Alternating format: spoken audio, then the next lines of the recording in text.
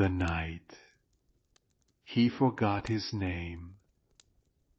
There is a moment just before sleep takes you, when the masks you wear begin to slip.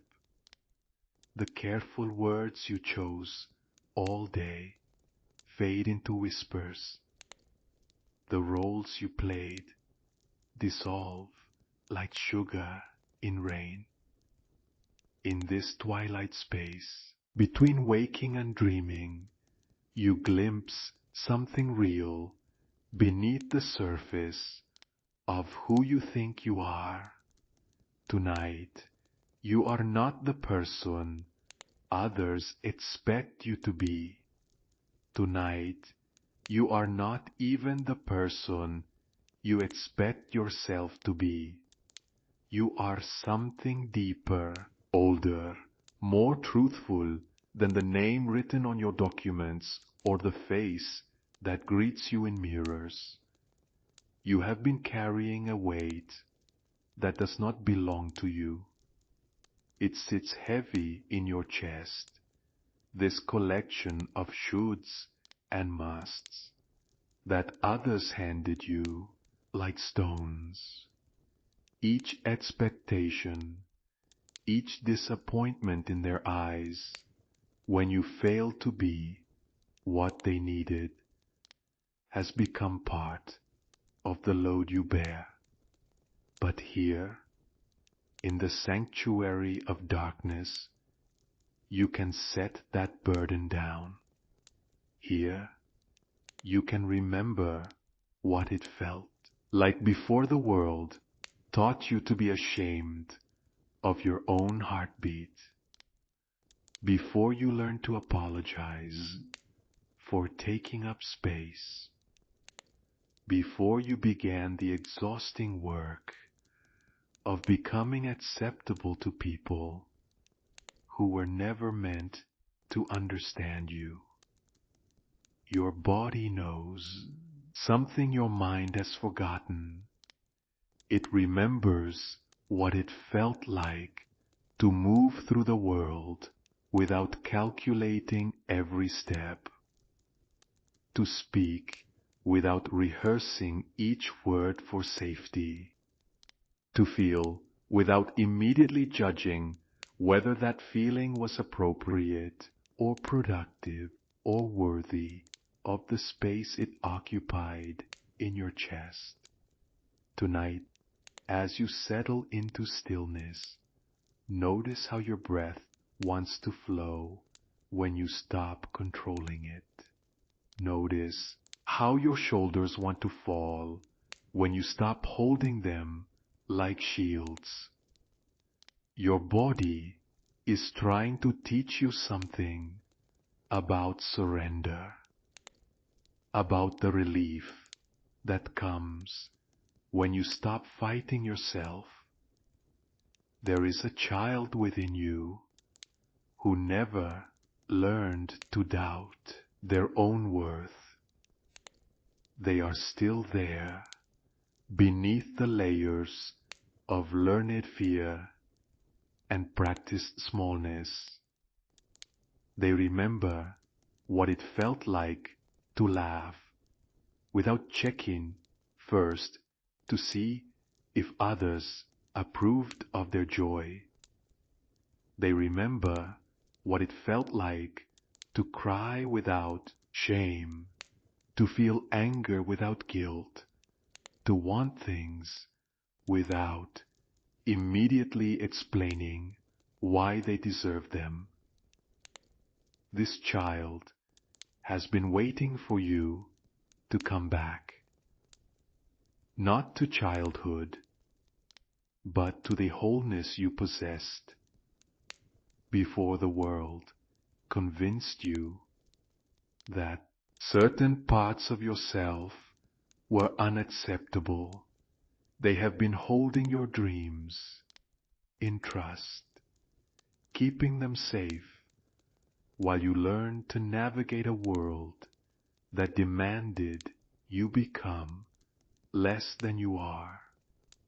You have spent years trying to solve the puzzle of yourself, with pieces that were never meant to fit together, the version of you that works late into the night, hoping productivity will make you worthy, the version that says yes when everything inside screams no, hoping agreeableness will make you lovable, the version that hides your struggles behind a smile, hoping perfection will make you safe. But you are not a puzzle to be solved. You are not a problem that needs fixing. You are a story that needs telling, a song that needs singing, a life that needs living in all its messy, imperfect, beautiful complexity. The darkness around you is not empty. It is full of possibility, full of the dreams you have been too afraid to name. It holds space for every version of yourself you have been taught to abandon. The sensitive one, the angry one, the one who wants too much, the one who feels too deeply, the one who refuses to make themselves smaller, to fit into spaces that were never meant to contain them. Tonight you do not need to be anyone but yourself, not the polished version you present to the world, but the raw, unedited, gloriously human version that exists in the spaces between your thoughts. The version that dreams in colors that do not have names. The version that knows truths your rational mind cannot explain. Your dreams have been trying to speak to you, but you have been too busy to listen. They come in symbols and stories, in fragments of feeling that dissolve when you try to hold them too tightly. They are your unconscious mind's way of processing what your conscious mind refuses to acknowledge. In dreams, you are allowed to be everything you are, the fierce protector and the vulnerable child, the wise elder and the confused beginner, the one who loves deeply and the one who fears abandonment. In dreams, contradictions coexist without needing resolution. In dreams, you are whole, but you don't need to wait for sleep to access this wholeness. It lives within you, always, beneath the surface of your everyday awareness. It is the part of you that recognizes truth, even when logic argues against it. The part that knows what you need, even when you cannot articulate why. The part that holds your deepest wisdom and your most authentic desires. This wisdom has been speaking to you in whispers, but the noise of daily life has made it hard to hear. It speaks through the tightness in your chest when you say yes to things that drain you, through the flutter of excitement when you encounter something that truly interests you, through the inexplicable sadness that sometimes rises up from nowhere, carrying messages from parts of yourself that have been neglected. You have been taught to trust everything except your own inner knowing, to seek validation from external sources while ignoring the quiet voice that has never steered you wrong, to analyze and rationalize and justify your way through life instead of feeling your way forward with the wisdom that lives in your bones. But tonight, in this space between day and night, between conscious and unconscious, between who you have been and who you are becoming, you can practice listening to that inner voice again.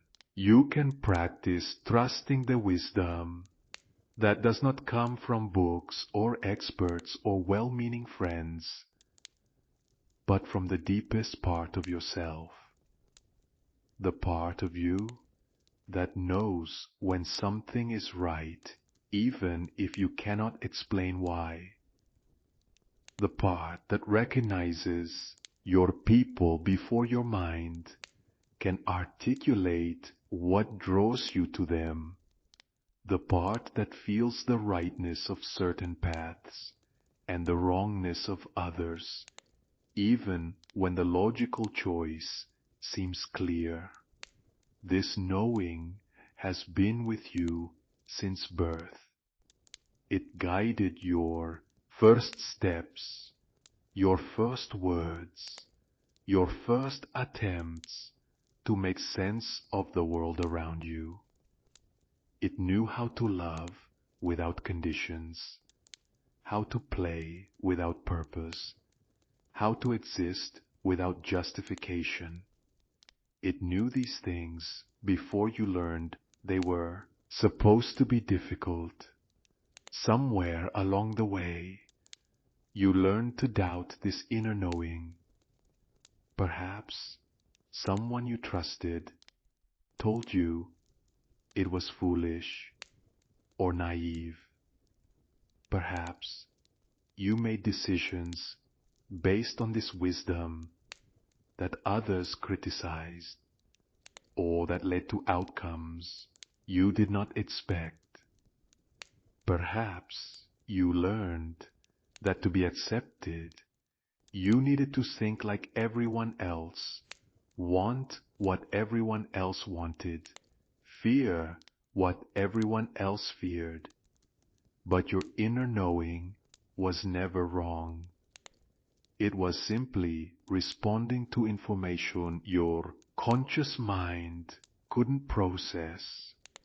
It was navigating by stars you could not see, following currents you could not feel with your rational mind. It was operating from a deeper intelligence than the one that calculates and compares and judges. This intelligence is still with you. It has been buried beneath layers of learned behavior and social conditioning, but it has never left. It surfaces in moments of crisis when your usual thinking fails you. It emerges in creative endeavors when you stop trying to control the outcome. It whispers to you in the quiet moments when you finally stop long enough to listen. Tonight, as your body begins to relax and your mind starts to quiet, this deeper intelligence has space to speak. It does not speak in words, but in feelings, in images, in sudden knowings that arise from somewhere beyond thought. It reminds you of things you have always known, but forgot you knew. It reminds you that you are not separate from the world around you, but intimately connected to it. That your well-being and the well-being of others are not competing interests, but part of the same wholeness. That your unique way of seeing and being is not a mistake to be corrected, but a gift to be honored. It reminds you that there is no timeline for becoming yourself, no deadline for figuring out your purpose, no expiration date on your dreams. You are not behind or ahead.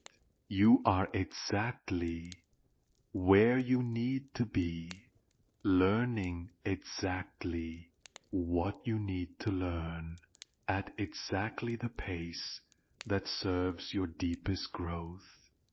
The urgency you feel, the pressure to have it all figured out, to be further along than you are, this comes from a world that profits from your dissatisfaction with yourself. But your soul operates on a different timeline.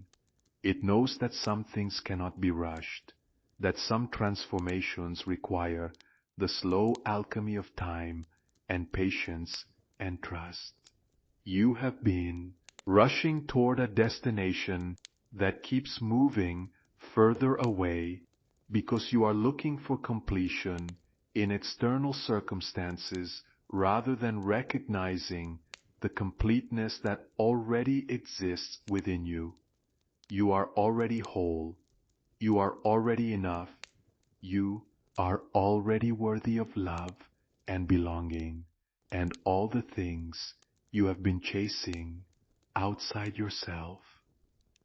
The love you seek from others already lives within you. The approval you crave already exists in the deepest part of your being. The acceptance you long for can be offered to yourself right now, without changing anything about who you are, or what you have done, or where you are in your journey. This is not about becoming someone new. This is about remembering who you have always been beneath the layers of learned unworthiness. This is about excavating the self that existed before you were taught to be different than you are. This is about coming home to the truth that has been waiting patiently for your return. The truth that you are not too much or too little, but exactly enough. That your sensitivity is not a weakness, but a superpower. That your intensity is not a problem, but a gift. That your differences are not flaws, but features that make the world more beautiful, more interesting, more complete. You have been trying to fit into spaces that were never designed for someone like you. You have been speaking languages that are not native to your soul. You have been performing versions of success that do not align with your deepest values, and then wondering why nothing feels quite right, why victory tastes like ash in your mouth, why achievement leaves you feeling empty rather than fulfilled. But what if the problem is not with you, but with the spaces you have been trying to fit into? What if your dissatisfaction is not a sign that you are broken, but a sign that you are intact, that some part of you refuses to be diminished by circumstances that do not honor your wholeness? Your dissatisfaction is your inner wisdom refusing to settle for less than you deserve. Your restlessness is your soul's way of pointing you toward something more aligned with your truth. Your feeling of not quite fitting is evidence that you were meant for something larger than the small spaces the world has offered you. This something larger is not necessarily a career or a relationship or a geographical location, though it might include those things. It is a way of being in the world that honors all parts of yourself, a way of living that integrates your light and your shadow, your strengths and your struggles, your clarity and your confusion. For too long you have been trying to accept only the parts of yourself that seem acceptable to others. You have been pushing away your anger, your sadness, your fear, your need for solitude, your desire for connection, your creative impulses, your spiritual longings, anything that might make others uncomfortable, or that does not fit the image you think you need to maintain. But these rejected parts of yourself have not disappeared. They have been waiting in the shadows, growing stronger from neglect, occasionally erupting in ways that surprise and sometimes frighten you. They are not your enemies. They are parts of yourself that have been exiled and are trying to come home. Your anger is not a character flaw, but a signal that something important to you is being threatened or dismissed. Your sadness is not a weakness, but a response to loss, a way of honoring what matters to you.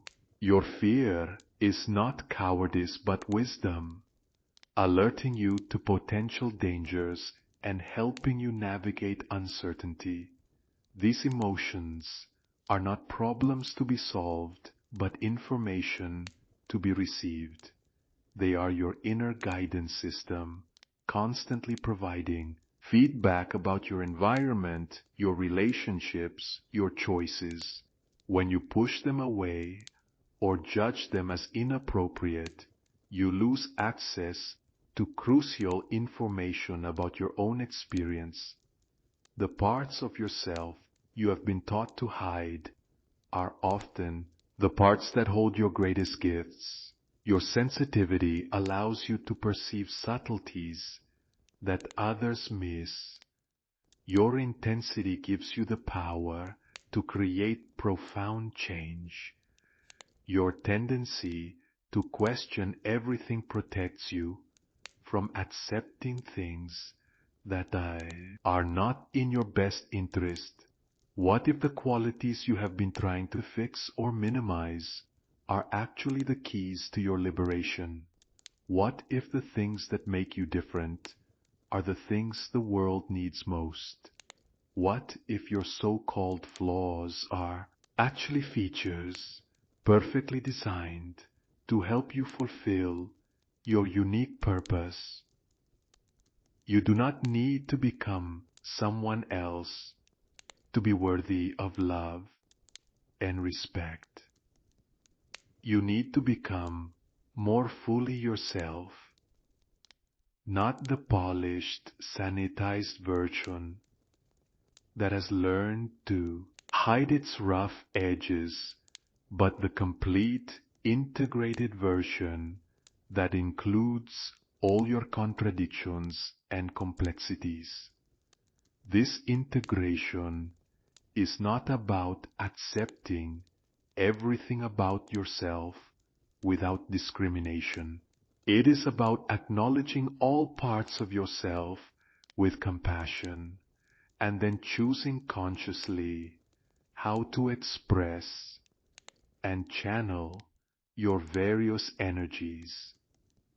It is about making friends with your shadow rather than pretending it does not exist. Your shadow is not evil or wrong. It is simply the parts of yourself that you have learned to hide or deny. It includes your capacity for selfishness, your potential for cruelty, your tendency toward laziness, your inclination to deceive, all the things that exist within every human being, but that we pretend do not exist within ourselves. When you refuse to acknowledge these aspects of your humanity, they do not disappear. They operate below the level of consciousness, influencing your behavior in ways you do not recognize or understand. They leak out in passive aggression, in projection onto others, in self-sabotage, in the very behaviors you most want to avoid. But when you can look at these parts of yourself with honesty and compassion, they lose their power to control you from the shadows. You can make conscious choices about how to channel these energies in ways that serve your highest good and the good of those around you. Your capacity for selfishness can become healthy self-care and appropriate boundaries. Your potential for cruelty can become fierce protection of what you value. Your tendency toward laziness can become the wisdom to rest when rest is needed. Your inclination to deceive can become the ability to navigate complex social situations with skill and discretion. This is not about justifying harmful behavior, but about understanding that every human quality exists on a spectrum and can be expressed in ways that are either destructive or constructive. The difference lies not in the presence or absence of these qualities, but in your level of consciousness about them and your intentionality in how you express them. The goal is not to eliminate the parts of yourself that seem problematic, but to integrate them in ways that serve your wholeness, to find the gift within each challenge, the strength within each weakness, the wisdom within each struggle. This integration requires tremendous courage because it means facing aspects of yourself that you may have spent years trying to avoid. It means admitting that you are not the saint you have tried to be, or the victim you have sometimes believed yourself to be. It means acknowledging that you are gloriously, messily, completely human. But this acknowledgement is also profoundly liberating. When you stop trying to be perfect, you can start being real. When you stop trying to be different than you are, you can start discovering who you actually are beneath all the layers of learned behavior and social conditioning.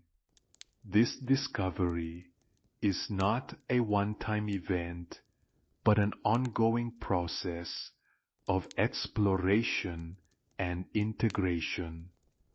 It requires patience with yourself as you unlearn old patterns and experiment with new ways of being. It requires compassion for the parts of yourself that are afraid of change, that want to cling to familiar patterns, even when those patterns no longer serve you. Change is rarely comfortable, even when it is necessary, and ultimately beneficial. Your psyche has invested tremendous energy in maintaining the patterns that have kept you safe, even if those same patterns have also kept you small. There is a part of you that would rather remain in a familiar prison than risk the uncertainty of freedom. This resistance to change is not a character flaw, but a natural protective mechanism. Your unconscious mind is designed to keep you alive, not necessarily to keep you happy or fulfilled. It will resist changes that it perceives as potentially dangerous, even if those changes are actually in your best interest. This is why transformation requires not just conscious intention, but also deep compassion for the parts of yourself that are afraid. These parts need to be reassured, not bullied into compliance. They need to understand that the changes you are making will ultimately increase your safety and well-being, not threaten them. This process of reassuring your own resistance is like negotiating with a frightened child. It requires patience, kindness, and the ability to see the positive intention behind the fear. The part of you that resists change is trying to protect you, even if its methods no longer serve your growth. As you learn to work with your resistance rather than against it, you begin to discover that transformation does not require force or violence against yourself. It requires gentleness, persistence, and the willingness to move at the pace that allows all parts of yourself to feel safe and included.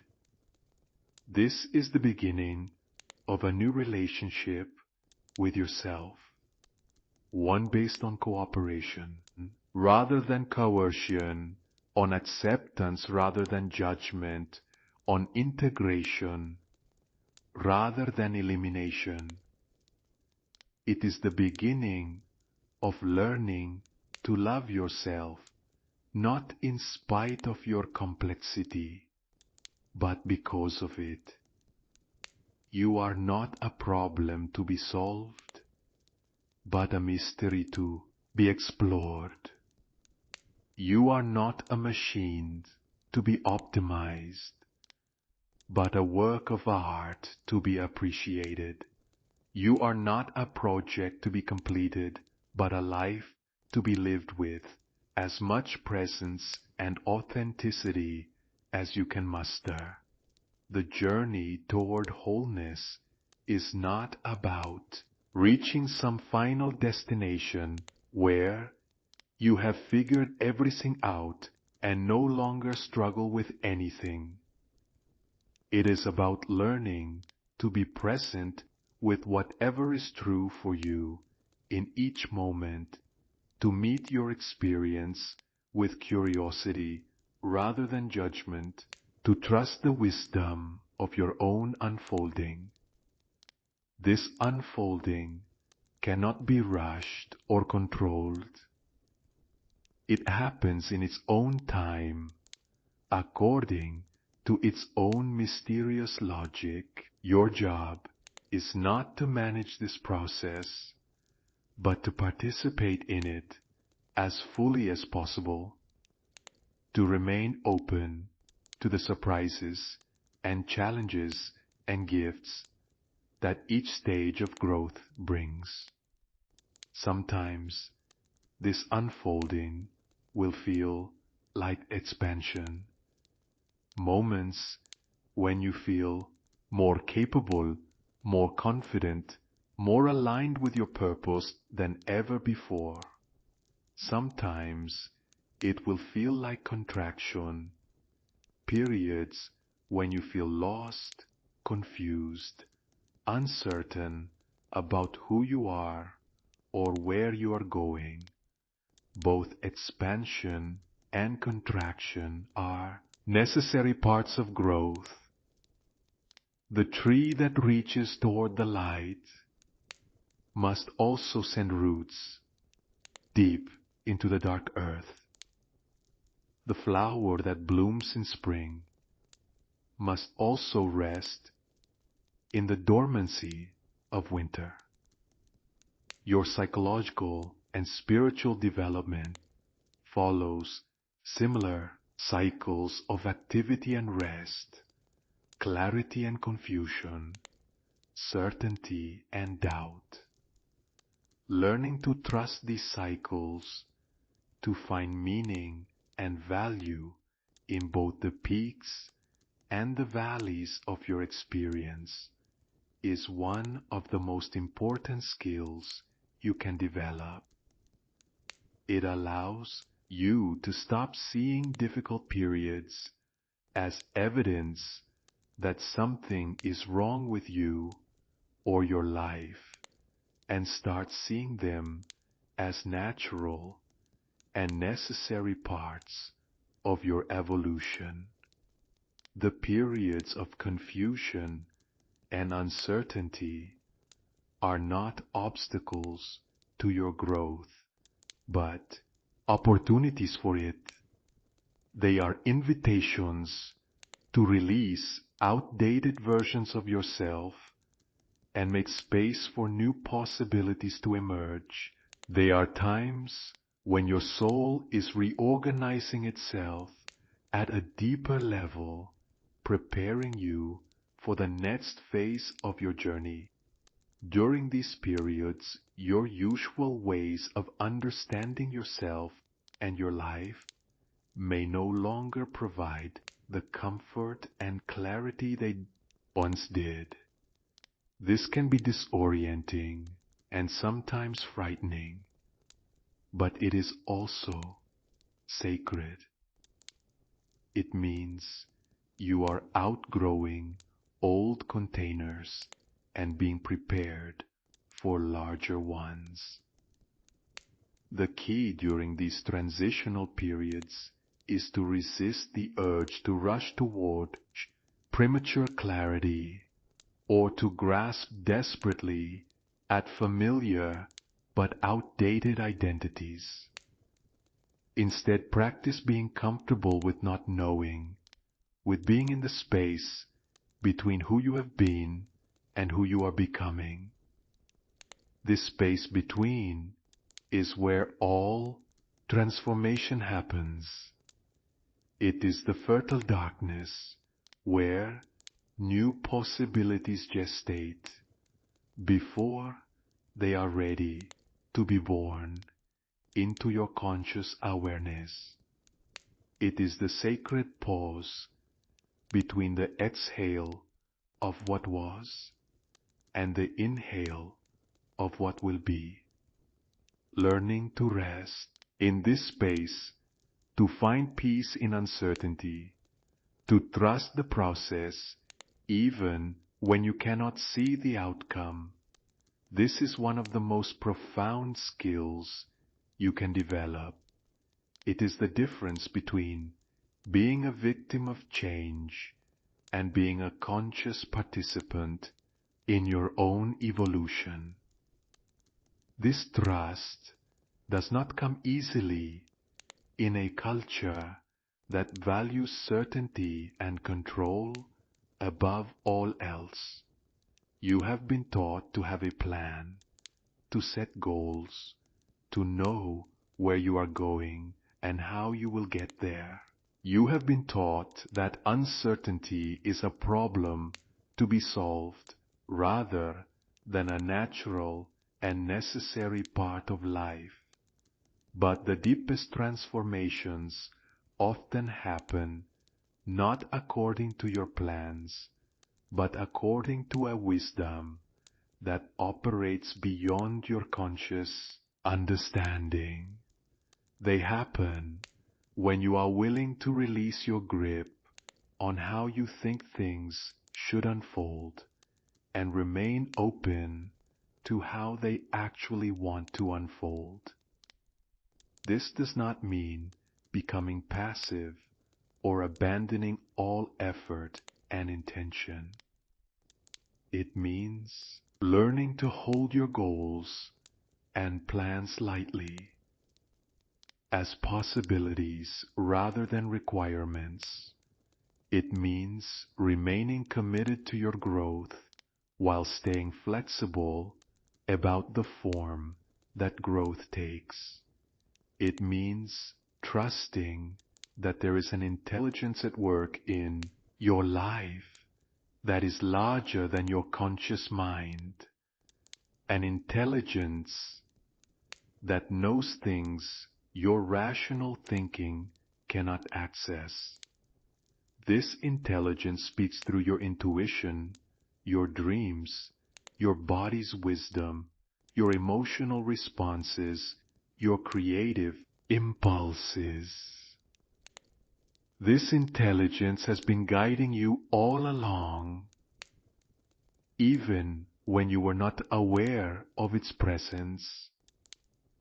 It has been orchestrating encounters, opening doors, providing lessons, creating opportunities for growth and healing and connection in ways that your conscious mind could never have planned or predicted.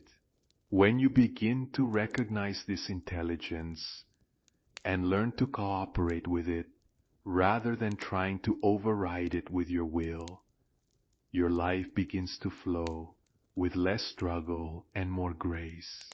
You begin to feel like you are swimming with the current rather than against it, like you are being supported by forces larger than yourself. This support has always been there, but you may not have learned to recognize it. You may have been taught to see life as a battle to be won rather than a dance to be danced, as a problem to be solved rather than a mystery to be lived. But what if life is not trying to defeat you, but to develop you?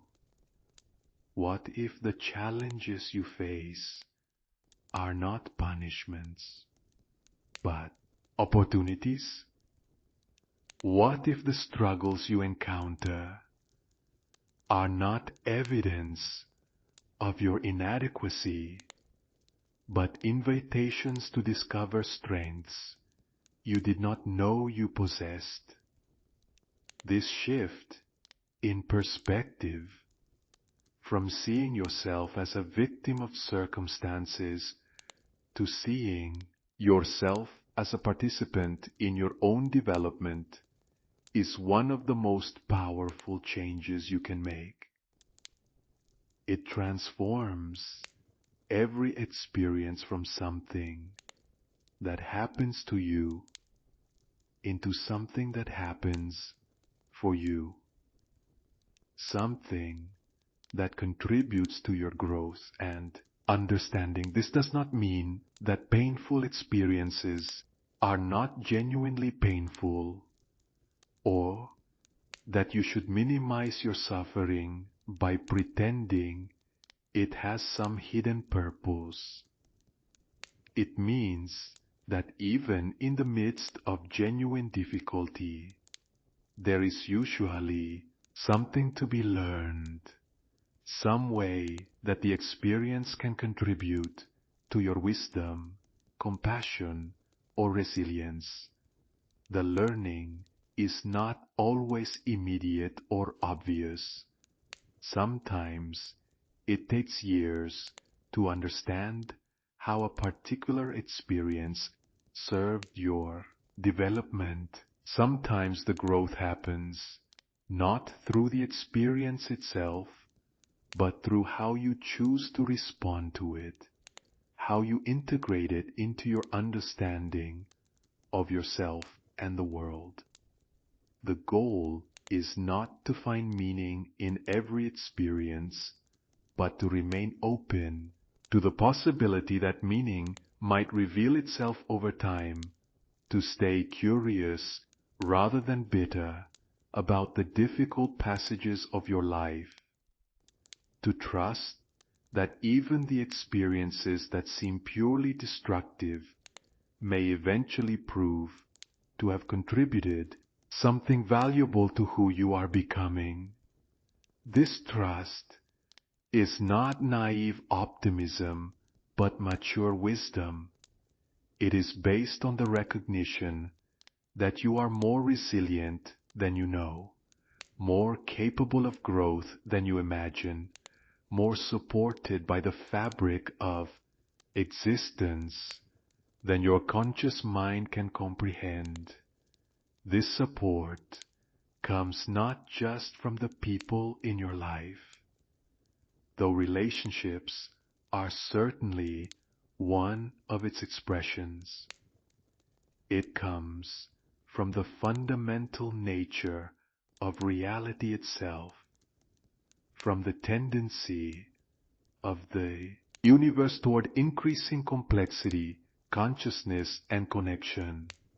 You are not separate from this universal tendency toward growth and evolution. You are one of its expressions, one of the ways that the universe comes to know itself more fully. Your individual journey of development is also the universe's journey of development. Your healing is also the universe's healing. Your awakening is also the universe's awakening. This may sound grandiose or abstract, but it points to something very practical and immediate. It suggests that your personal growth is not just a private matter, but a contribution to the larger fabric of existence. When you heal old wounds, you make healing more available to others. When you integrate rejected parts of yourself, you make integration easier for those around you. This interconnectedness means that you are never working only on yourself. Your individual development ripples out in ways you may never fully know, influencing others through subtle, energetic shifts, modeling possibilities they may not have imagined, creating space for their own growth and healing. This understanding can transform your relationship to your own struggles and growth. Instead of seeing your psychological and spiritual work as self-indulgent or selfish, you can recognize it as a form of service. Your commitment to becoming more whole, more conscious, more authentically yourself is a gift not just to you, but to everyone whose life you touch.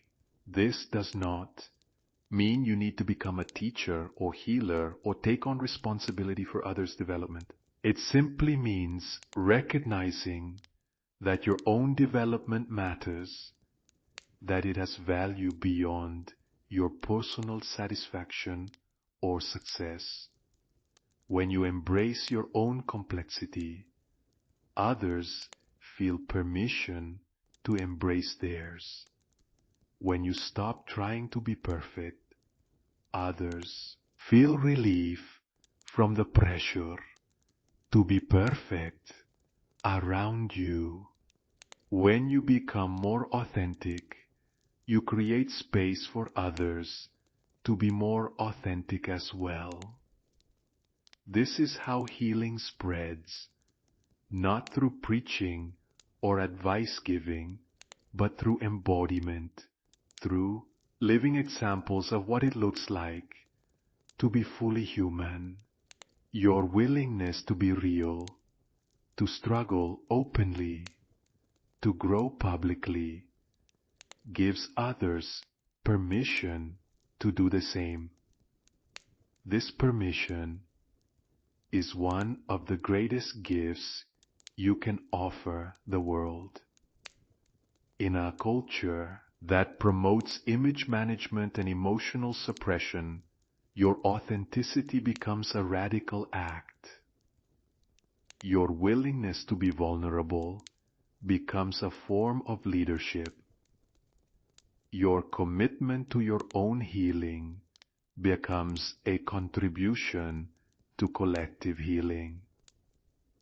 But this contribution is not your burden to carry consciously. You do not need to worry about how your growth affects others or try to manage the impact of your authenticity. Your job is simply to be as real and whole and present as you can be, trusting that this authenticity will serve not just you, but the larger web of connection of which you are a part. This trust allows you to focus on your own development without guilt or self-consciousness. It allows you to take your own needs seriously without worrying that you are being selfish. It allows you to pursue your own healing and growth with the knowledge that you are participating in something larger than yourself. The work of becoming whole is not work you do in isolation. It happens in relationship with yourself, with others, with the natural world, with whatever you consider sacred or divine. These relationships provide both the context and the catalyst for your development. Your relationship with yourself is the foundation. It sets the tone for all your other relationships. When you learn to treat yourself with kindness and respect, you naturally extend that same quality of attention to others. When you learn to listen to your own inner wisdom, you become better at hearing the wisdom that others share with you. This relationship with yourself requires the same qualities that any healthy relationship requires: patience, curiosity, forgiveness, commitment, the willingness to show up even when things get difficult. It requires seeing yourself as worthy of the same care and attention you would offer to someone you love. For many people, this is one of the most challenging aspects of personal growth. It's often easier to extend compassion to others than to ourselves. We hold ourselves to standards we would never impose on our friends. We speak to ourselves in ways we would never speak to someone we cared about. Learning to become a good friend to yourself is revolutionary.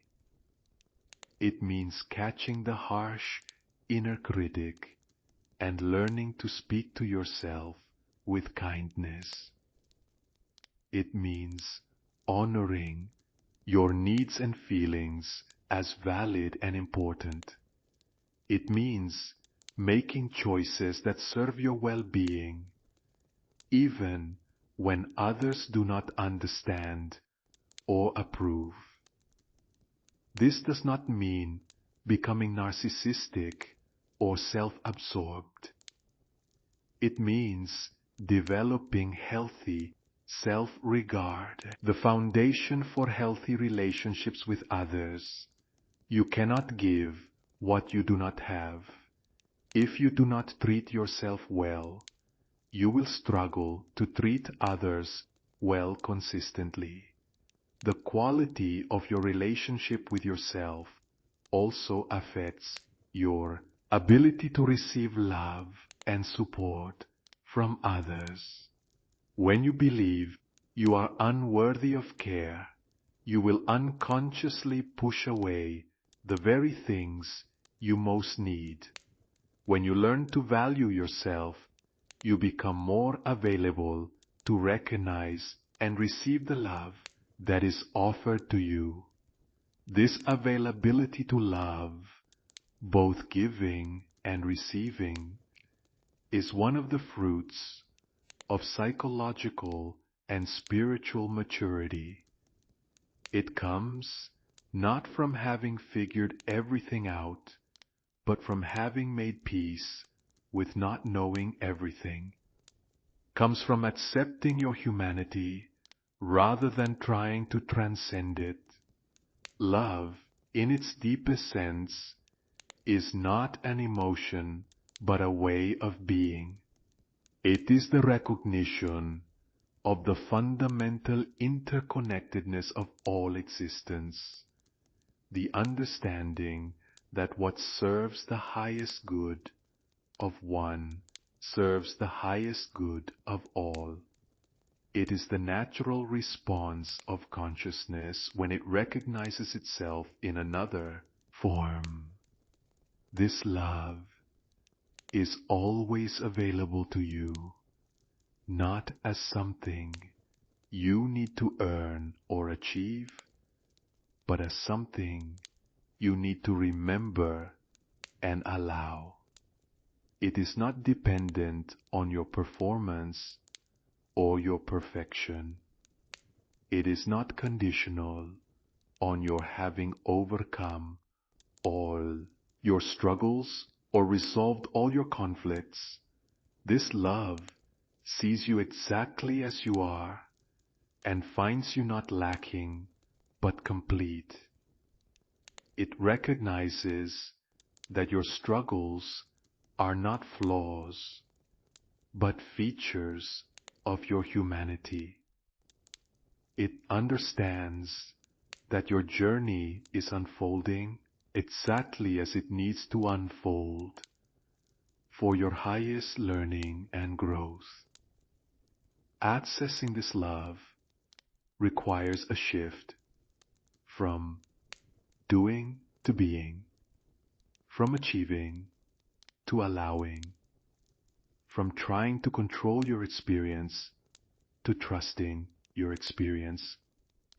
It requires the willingness to be present with what is true for you in each moment, even when what is true is uncomfortable or challenging. This presence is not passive, but deeply active. It requires all your attention, all your awareness, all your capacity for acceptance and compassion.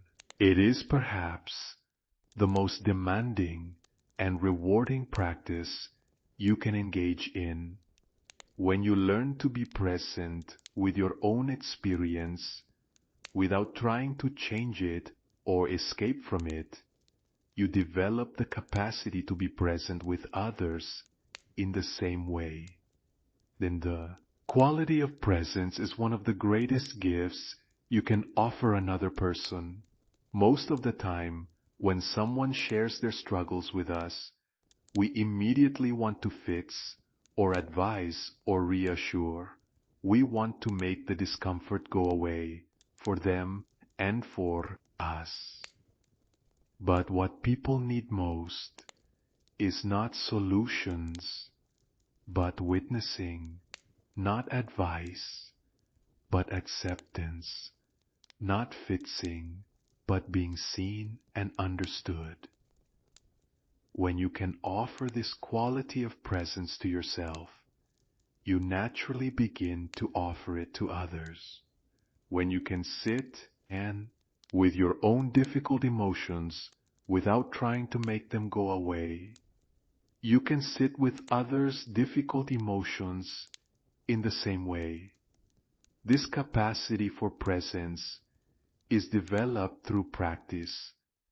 It requires learning to tolerate discomfort, to stay open when your instinct is to close, to remain curious when your impulse is to judge. It requires developing faith in the process of experience itself, trusting that feelings arise and pass away naturally when they are met with awareness rather than resistance. The practice of meditation, in its many forms, is essentially training in presence. Whether you sit in silence, practice mindful movement, engage in contemplative reading, or simply pause throughout your day to notice what is happening in the moment, you are developing this capacity to be with what is. But presence can be practiced in every moment, not just during formal meditation periods. Every time you choose to feel your feet on the ground, rather than getting lost in mental stories, you are practicing presence. Every time you notice your breath, rather than automatically reacting to stress, you are practicing presence. Every time you pause to acknowledge what you are feeling, rather than immediately trying to change or escape from it, you are practicing presence. Every time you listen to someone without planning what you will say next, you are practicing presence. This practice is simple, but not easy.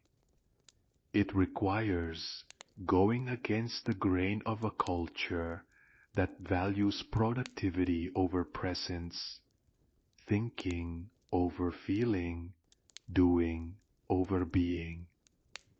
It requires developing faith in the value of simply being alive and aware, even when you are not accomplishing anything measurable. But this practice is also deeply practical. The more present you become, the more responsive rather than reactive you become, the more aware you are of what is actually happening in each moment, the more skillfully you can navigate whatever challenges arise. Presence also allows you to recognize and appreciate the beauty and wonder that exist in ordinary moments. When you are not lost in thoughts about the past or future, you can notice the play of light on surfaces, the sound of your own breathing, the miracle of consciousness itself. This appreciation for the present moment is not something you need to cultivate artificially. It arises naturally when you slow down enough to notice what is already here. The present moment is always offering gifts, but you can only receive them when you are actually present to receive them. Learning to be present is Also learning to trust the intelligence of the moment itself. Each moment contains exactly what you need for your development, even when what it contains is different from what you think you want or need. This trust allows you to meet each moment as a teacher rather than as an obstacle to overcome. It allows you to find meaning and value in experiences that might otherwise seem pointless or difficult. It allows you to participate more fully in your own life rather than constantly waiting for life to be different than it is. The moment you are in right now, as you listen to these words, is not a preparation for something else. It is not a step toward some future accomplishment or understanding. It is complete in itself, worthy of your full attention and presence. In this moment, you do not need to be anywhere else or anyone else. You do not need to have figured anything out or resolved any conflicts. You do not need to be further along in your development or more clear about your direction. In this moment, you can simply be exactly who and where you are, allowing your experience to be exactly what it is. You can practice the radical acceptance that recognizes this moment as sacred, not because it is pleasant or productive, but simply because it is the moment you have been given. This acceptance does not mean resignation or passivity. It does not mean you should not work toward positive changes in your life or in the world. It means starting from a place of okayness with what is, rather than from a place of resistance or judgment. When you can accept what is without needing it to be different, you paradoxically create more space for positive change to occur. When you stop fighting reality, you free up energy that can be used more constructively. When you make peace with the present moment, you become more effective at creating the future you desire. This is one of the great paradoxes of psychological and spiritual development, that acceptance often leads to change, that surrendering control often increases your effectiveness, that embracing what is often opens the door to what could be. These paradoxes cannot be understood intellectually, but must be experienced directly. They point to a way of being that is not linear or logical, but circular and intuitive. They suggest that the path to where you want to go often leads through acceptance of where you are. This acceptance includes accepting your resistance to acceptance. It includes being okay with not being okay, being at peace with your lack of peace. It includes embracing your humanity rather than trying to transcend it. Your humanity is not something to be overcome, but something to be celebrated. Your struggles are not evidence of your failure, but evidence of your courage in engaging with life fully. Your confusion is not a sign of inadequacy, but a sign of honesty about the complexity of existence. You are not broken and in need of fixing. You are whole and in the process of discovering that wholeness. You are not behind where you should be. You are exactly where you need to be for the next step of your development to unfold. The next step may not be what you expect or hope for. It may not look like progress in any conventional sense. It may require you to slow down rather than speed up, to go deeper rather than broader, to simplify rather than complicate. But whatever the next step is, you have everything you need to take it.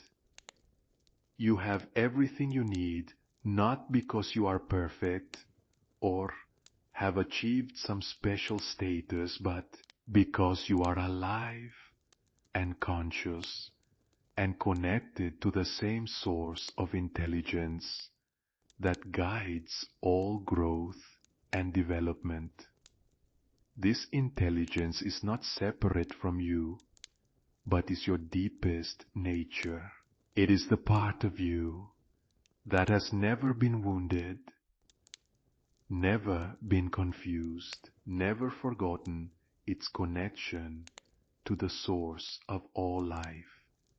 It is the part of you that knows how to heal, how to grow, how to love, how to create meaning from even the most difficult circumstances. This knowing part of you has been present throughout your entire journey, even during the times when you felt most lost or disconnected.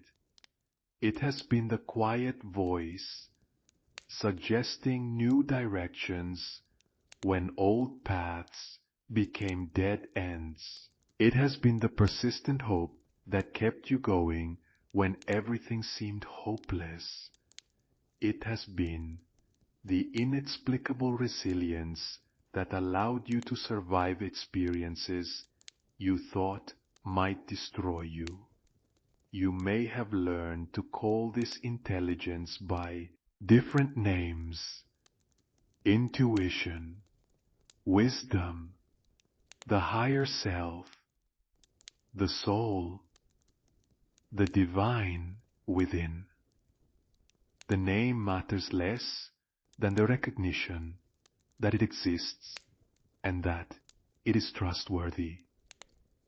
It has never abandoned you, even when you have abandoned it. It has never stopped speaking, even when you have stopped listening. Tonight,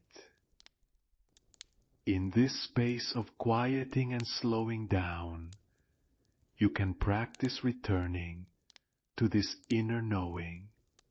You can practice distinguishing its voice from the louder, more insistent voices of fear, doubt, and social conditioning. You can practice trusting its guidance even when that guidance does not make logical sense. This inner knowing often speaks in whispers rather than shouts, in feelings rather than thoughts, in images rather than words. It communicates through the language of the heart rather than the language of the mind. Learning to understand this language is like learning to speak your native tongue after years of communicating in a foreign language. The language of the heart is the language you spoke before. You learned that feelings were dangerous, that intuition was unreliable, that your inner experience was less important than external expectations. It is the language that connects you not just to your own truth, but to the truth that moves through all living things. When you speak this language, you recognize it in others. You can sense when someone is speaking from their authentic self rather than from their learned persona. You can feel the difference between words that come from the heart and words that come from the head, between actions that arise from genuine caring and actions that arise from obligation or manipulation.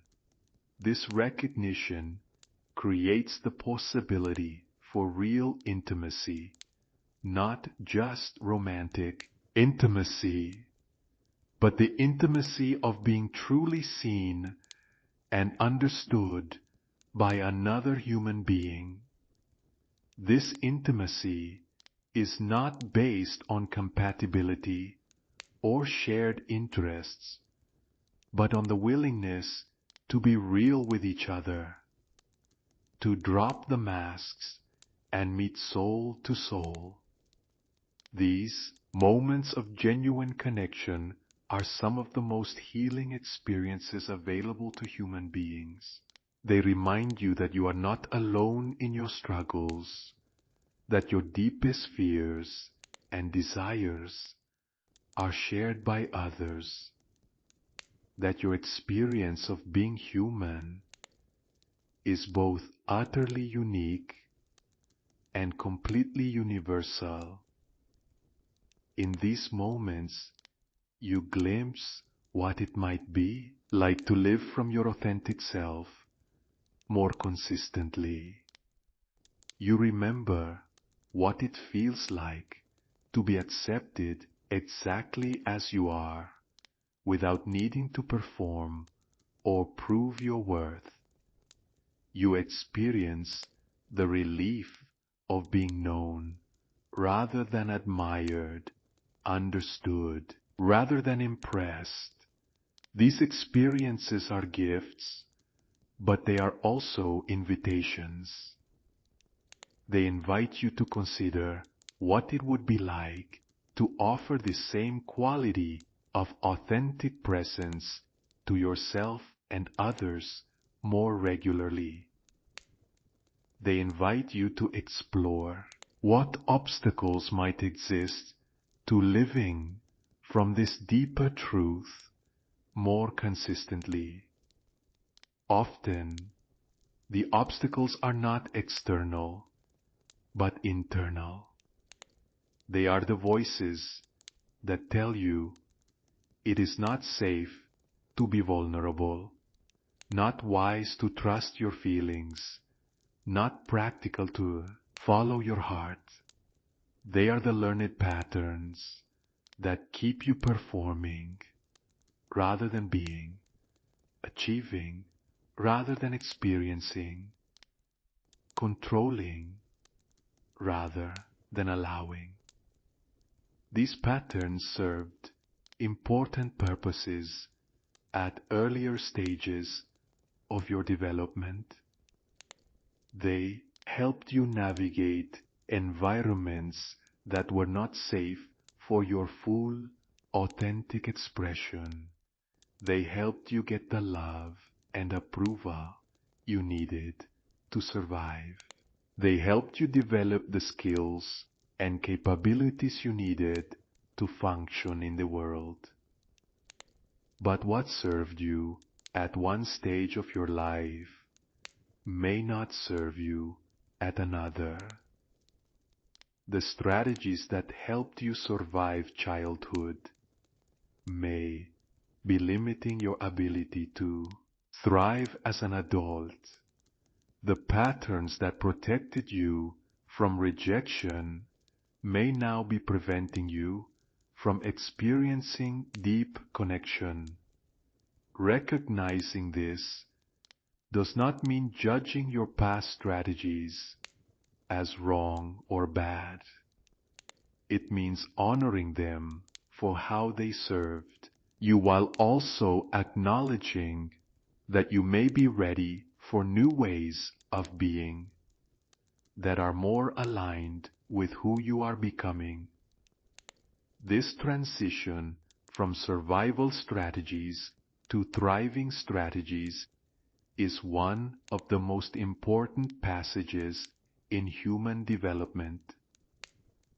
Requires tremendous courage because it means letting go of patterns that feel familiar and safe, even when they are also limiting and painful. It means learning to trust that you can handle rejection without abandoning yourself to avoid it. It means learning to trust that you can tolerate disappointment without controlling others to prevent it. It means learning to trust that you can survive loss without clinging desperately to what you have. This trust is not built overnight, but developed gradually through practice and experience.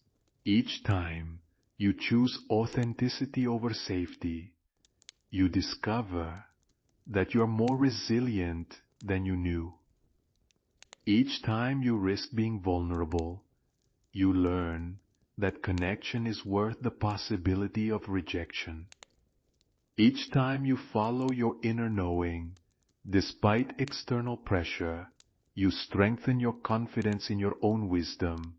The process is not linear or predictable. There will be times when you retreat back into old patterns, when the risk of being real feels too great, when the familiar comfort of your persona seems preferable to the uncertain territory of authentic living. These retreats are not failures, but natural parts of the process. Growth happens in spirals rather than straight lines. Revisit the same themes and challenges at deeper levels, each time with more capacity to integrate what you are learning. The goal is not to eliminate all traces of your protective strategies, but to develop more conscious choice about when and how to use them. There are times when some degree of performance or emotional protection is appropriate and necessary. The key is developing the discernment to know when these strategies serve you and when they limit you. This discernment comes from developing a more intimate relationship with your own inner experience. It comes from learning to recognize the difference between fear that is protecting you from genuine danger and fear that is protecting you from imaginary threats. Much of the fear that governs human behavior is not responding to actual, present moment dangers, but to memories of past pain or fantasies of future catastrophe. This fear can be so familiar that it feels like reality itself, so constant that you forget it is not the only way to experience life. Learning to distinguish between helpful fear and limiting fear requires developing the capacity to be present with your emotional experience without immediately acting on it. It requires learning to feel fear without automatically assuming it is telling you the truth about your current situation. Fear often contains important information, but it is not always accurate information. the part of your brain that generates fear responses developed to keep your ancestors alive in environments that were genuinely dangerous. It is not sophisticated enough to distinguish between being chased by a predator and being criticized by a colleague. This means that your fear responses may be triggered by situations that feel dangerous to your ego, but are not actually dangerous to your survival. Learning to recognize this can free you from making decisions based on outdated programming rather than current reality. This is not about dismissing or overriding your fear, but about developing a more nuanced relationship with it.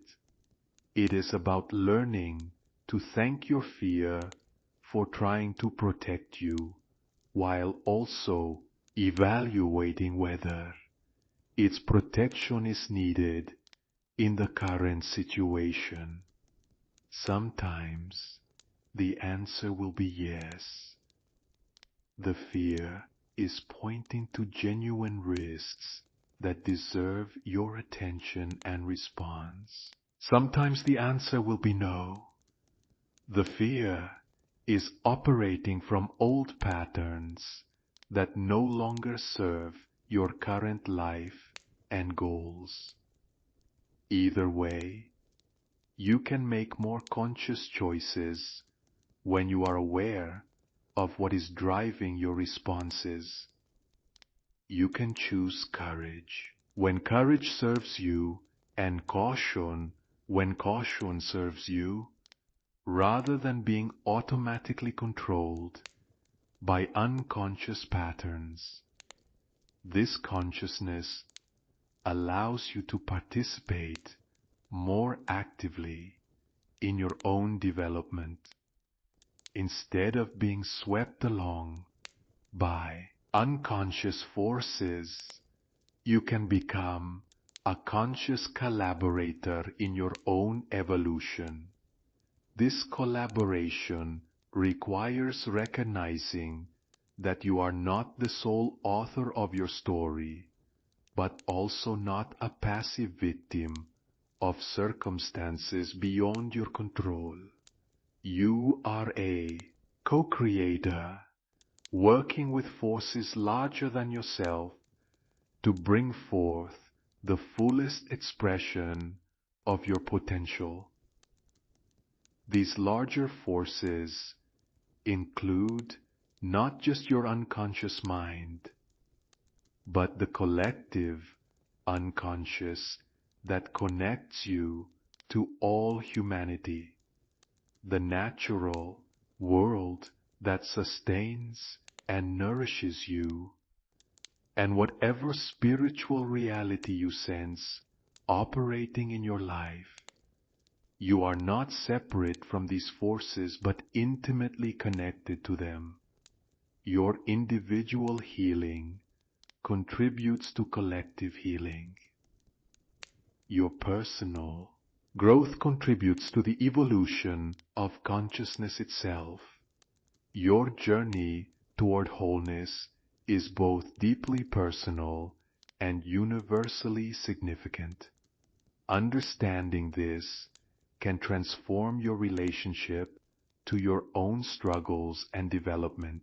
Instead of seeing your psychological and spiritual work as self-indulgent or narcissistic, you can recognize it as a form of service to the larger web of life of which you are a part. This understanding can also provide comfort during difficult periods of growth. When you are struggling with depression, anxiety, confusion, or any other challenging state, you can remember that you are not alone in your struggle.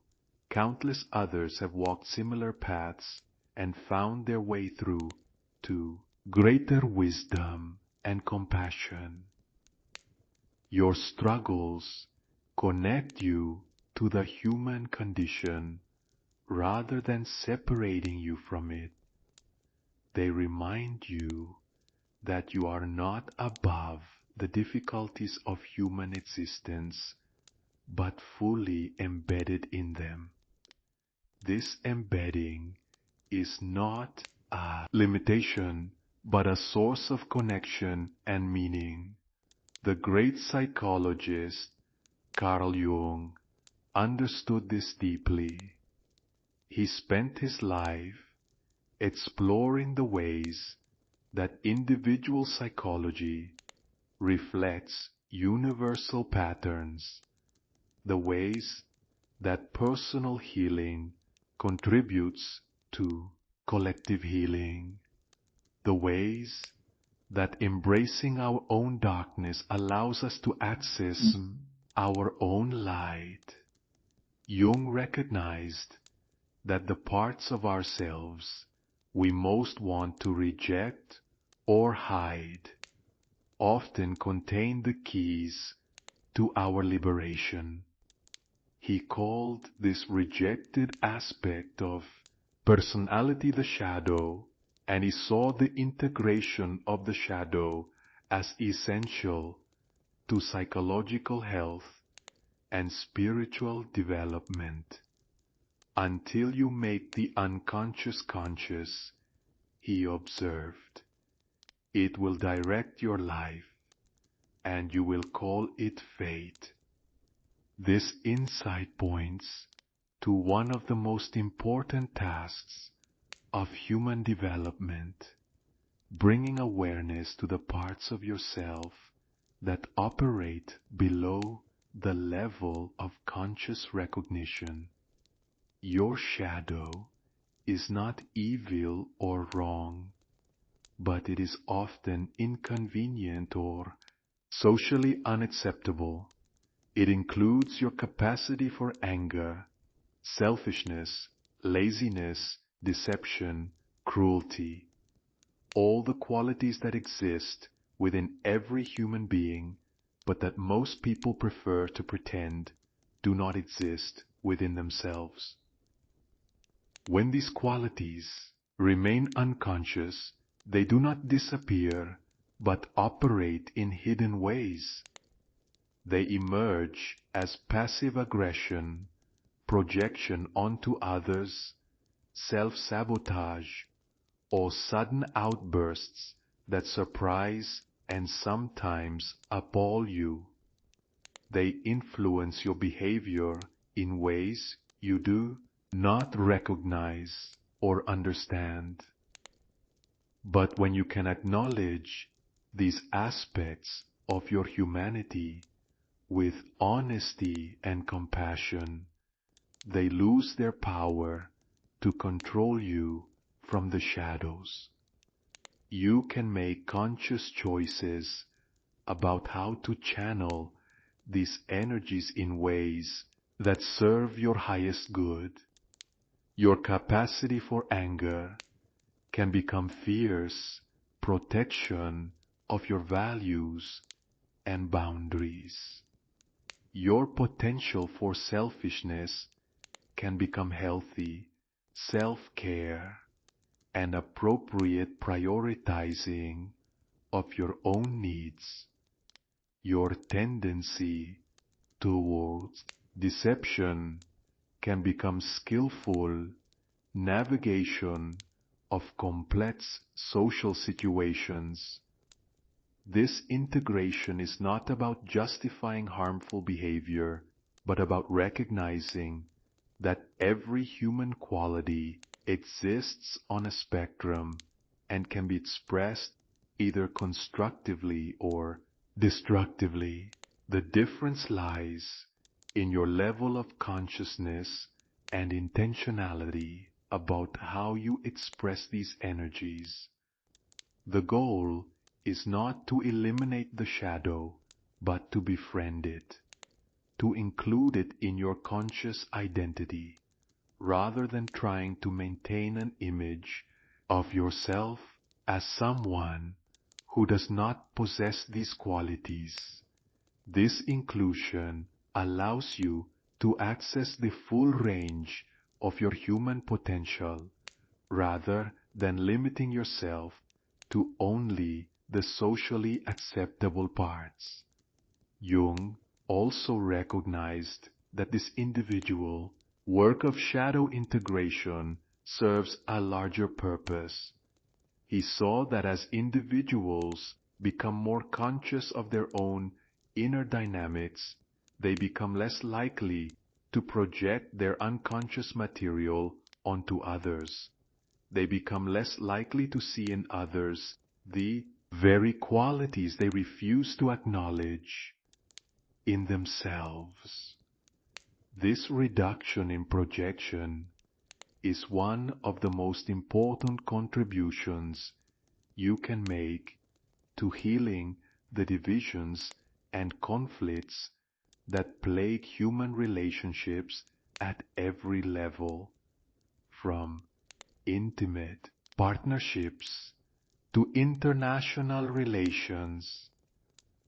When you own your own shadow, you stop seeing others as carriers of the darkness you refuse to claim.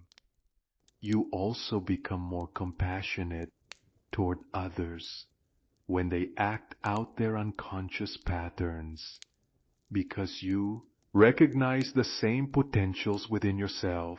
You understand that their harmful behavior comes not from inherent evil, but from unconscious pain and unintegrated aspects of their humanity. This understanding does not mean excusing harmful behavior or failing to protect yourself from it. It means responding to destructive behavior from a place of clarity rather than reactivity, boundaries rather than barriers, firmness rather than cruelty.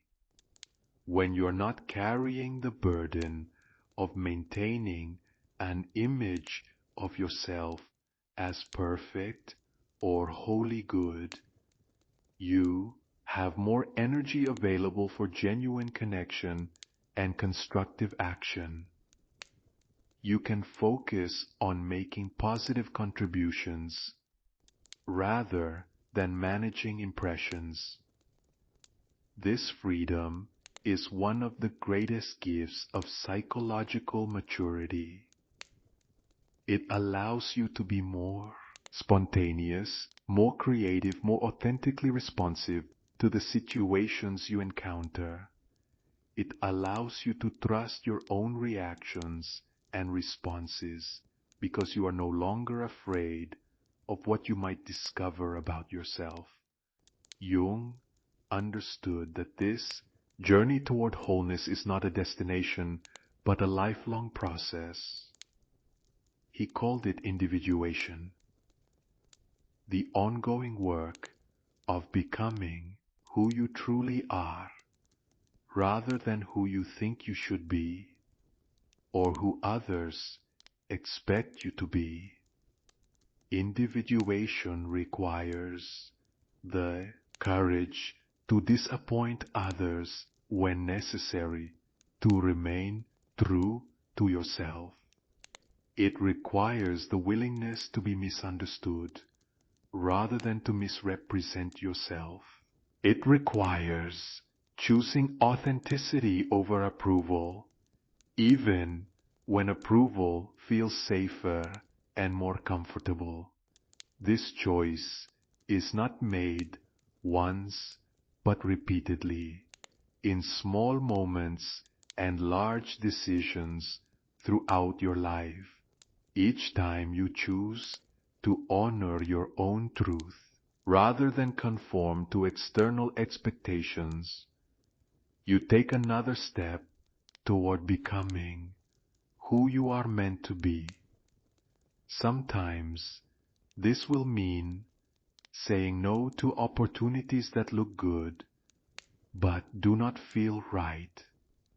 Sometimes it will mean pursuing paths that others question or criticize. Sometimes it will mean embracing aspects of yourself that you have been taught to hide or minimize. The path of individuation is not about becoming selfish or disconnected from others. It is about becoming so authentically yourself that you can offer your genuine gifts to the world, rather than trying to give what you think is wanted or needed. Your genuine gifts are not necessarily your talents or skills, though they may include those things. Your genuine gifts are the qualities that emerge naturally when you are being most fully yourself. Your particular way of seeing, your unique perspective, your specific combination of strengths and sensitivities. These gifts cannot be manufactured or developed through effort alone. They can only be uncovered and expressed through the process of becoming more authentically yourself. They are already within you, waiting to be discovered and shared. The world needs your gifts, not because they are perfect or extraordinary, but because they are uniquely yours. No one else can offer exactly what you have to offer in exactly the way you can offer it. Your contribution to the larger whole is irreplaceable, but you can only make this contribution when you know who you are beneath all the layers of conditioning and expectation. You can only give your gifts when you have discovered what they are through the process of authentic self-exploration. This exploration is both the most challenging and the most rewarding work you can undertake. It requires facing everything you have been trying to avoid about yourself and your life. It requires releasing attachments to who you thought you were supposed to be. But it also offers the possibility of a life lived from the inside out rather than the outside in. A life guided by your own values rather than others' expectations. A life that feels authentic and meaningful rather than performed and empty. This is not a perfect life, free from struggle or difficulty. It is a real life, fully engaged with both the joys and sorrows of human existence. It is a life that includes all of who you are, rather than only the parts that seem acceptable. Living such a life requires tremendous courage, but it also provides tremendous support. When you are aligned with your authentic self, you tap into a source of energy and wisdom that is not available when you are trying to be someone you are not. This alignment doesn't guarantee that life will be easy, but it does ensure that your struggles will have meaning. Your challenges become opportunities for growth rather than obstacles to happiness. Your difficulties become teachers rather than enemies. This shift in perspective from seeing life as something that happens to you to seeing it as something that develops you is one of the most profound changes you can make. It transforms every experience from a judgment about your worth to an opportunity for your evolution.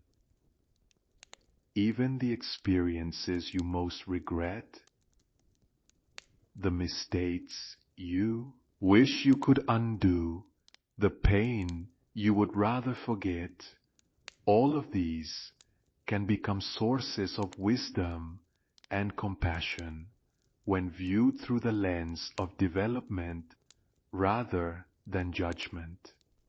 This does not mean glorifying suffering or seeking out difficult experiences.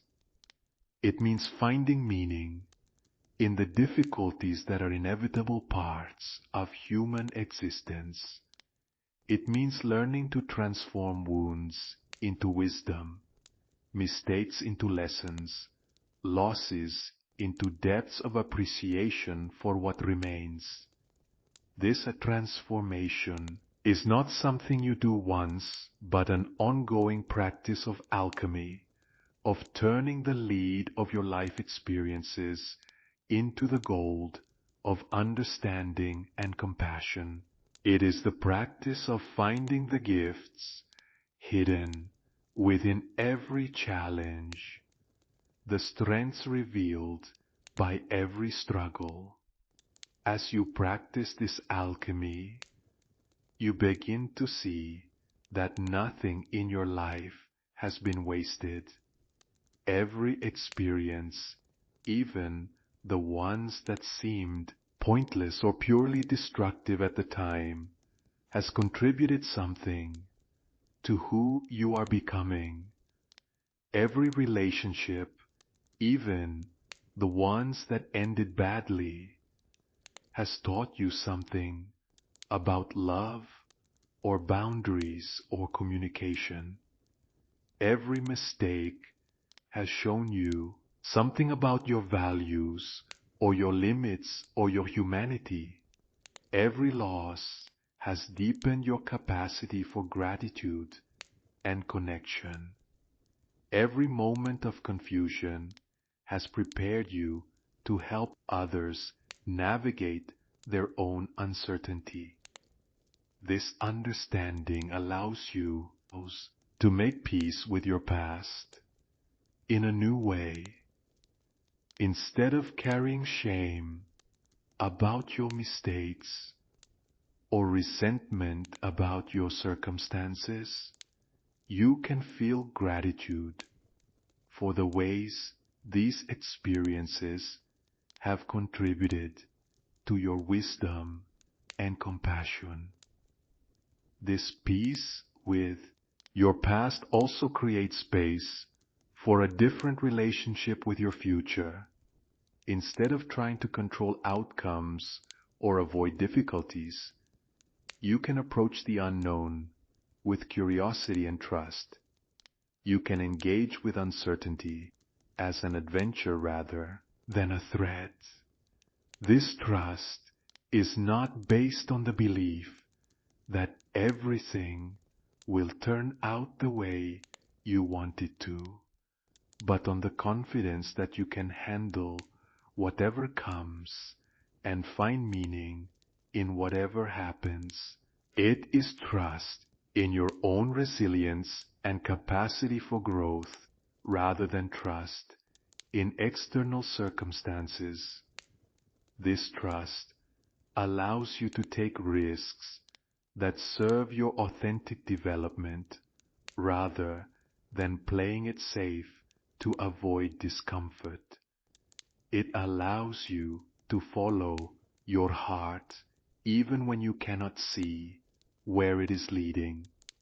It allows you to embrace the unknown as the space where all possibilities live. The unknown is not empty, but full of potential. It is the fertile darkness where new versions of yourself gestate before they are ready to be born. It is the sacred space between who you have been and who you are becoming. learning to be comfortable in this space, to find peace in not knowing, to trust the process even when you cannot see the outcome. This is one of the most valuable skills you can develop. It is the foundation of a life lived with faith rather than fear, curiosity rather than control, wonder rather than worry. This faith is not religious in any conventional sense, though it may include religious elements if that is part of your path. It is existential faith, faith in the meaningfulness of existence itself, faith in your own capacity to grow and contribute, faith in the basic goodness of life, even when life is difficult. This cannot be manufactured through positive thinking or willpower. It emerges naturally as you develop a more intimate relationship with your own experience, as you learn to trust your own perceptions and responses, as you discover your own resilience and wisdom. It grows as you witness your own capacity to survive and even thrive through experiences you thought might destroy you. It deepens as you recognize the ways that even your most difficult experiences have contributed to your understanding and compassion. This faith becomes a foundation for living that is unshakable because it is not dependent on external circumstances but on your own inner resources. It allows you to face uncertainty with equanimity, to encounter loss without despair, to experience failure without losing your sense of worth. With this foundation, you can engage more fully with life because you are not constantly protecting yourself from it. You can love more deeply because you are not afraid of loss. You can take more risks because you trust your ability to handle whatever results. This engagement is not reckless but wise. It is based on a realistic assessment of your own capacities and a mature understanding of the nature of existence. It recognizes that life includes both joy and sorrow, success and failure, connection and loss. But instead of trying to have only the pleasant experiences and avoid the difficult ones, you can embrace the full spectrum of human experience as valuable and meaningful. You can see that the difficult experiences often teach you the most important lessons and develop your most essential qualities. Your capacity for joy is deepened by your familiarity with sorrow. Your appreciation for connection is heightened by your experience of loneliness. Your gratitude for health is intensified by your encounter with illness. Your commitment to truth is strengthened by your recognition of how easily you can deceive yourself. This understanding allows you to stop dividing your experiences into good and bad, wanted and unwanted, meaningful and meaningless. you can begin to see that everything is meaningful, everything is valuable, everything contributes to the fullness of your human experience.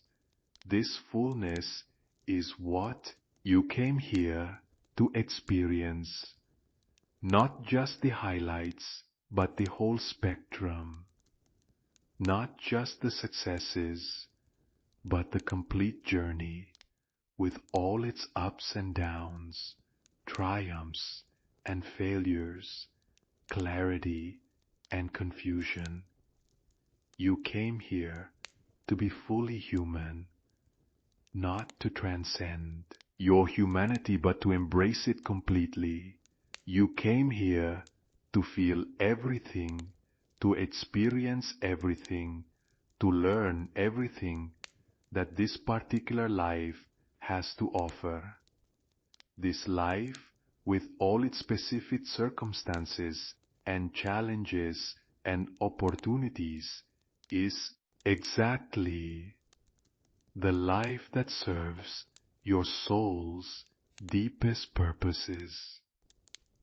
It is not a mistake, or a punishment, or a random accident. It is perfectly designed for your unique journey of growth and contribution.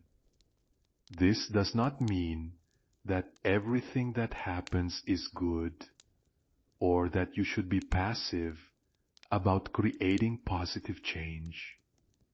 It means that everything that happens can be used for your development, and that you can trust the larger intelligence that orchestrates the circumstances of your life. This intelligence is not separate from you, but works through you.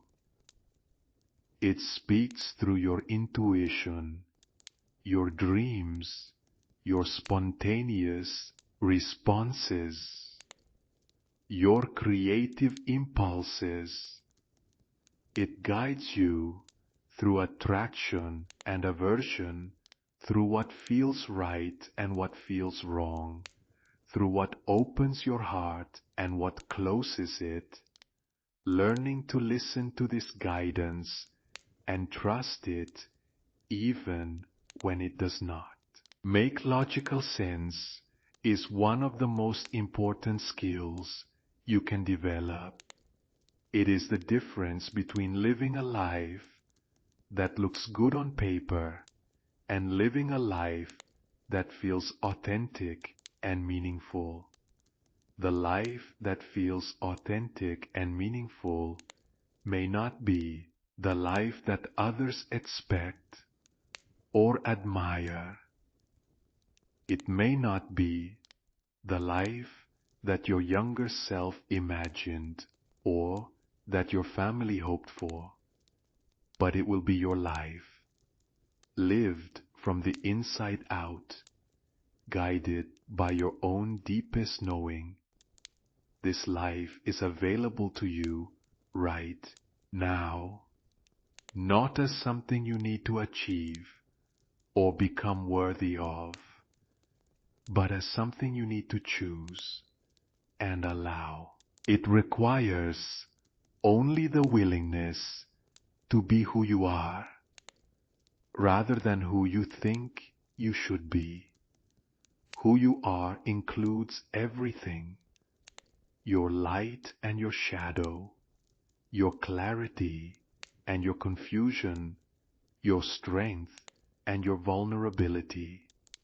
It includes your dreams and your fears, your successes and your failures, your wisdom and your ignorance. All of this is you. All of this is valuable. All of this deserves your acceptance and compassion. When you can embrace all of who you are, you stop needing to hide or prove or perform. You can simply be. This being is not static, but dynamic. You are not a fixed entity, but a flowing process, constantly changing and evolving and becoming. Who you are today is different from who you were yesterday, and different from who you will be tomorrow. This constant change can be unsettling if you are trying to maintain a fixed identity, but it can be liberating if you embrace your nature as a being in constant becoming. It means you are never stuck, never finished, never limited to who you have been. Every moment offers the possibility of a new response, a new choice, a new way of being. Every breath is an opportunity to begin again, to release what no longer serves you, and embrace what wants to emerge. This emergence cannot be controlled or predicted, but it can be trusted and supported. You can create conditions that favor your highest development, practices that connect you to your inner wisdom, relationships that support your authenticity, environments that nourish your soul. But the actual process of becoming who you are meant to be is a mystery that unfolds in its own time, according to its own logic. Your job is not to manage this process, but to participate in it as fully and consciously as possible. This participation requires presence, patience, and trust. Presence to notice what is actually happening rather than what you think should be happening. Patience to allow things to unfold in their own timing rather than forcing them according to your schedule. Trust that the process is intelligent and meaningful even when you cannot understand its direction. As you practice this way of being, you begin to discover that you are not separate from the process of life, but intimately woven into it.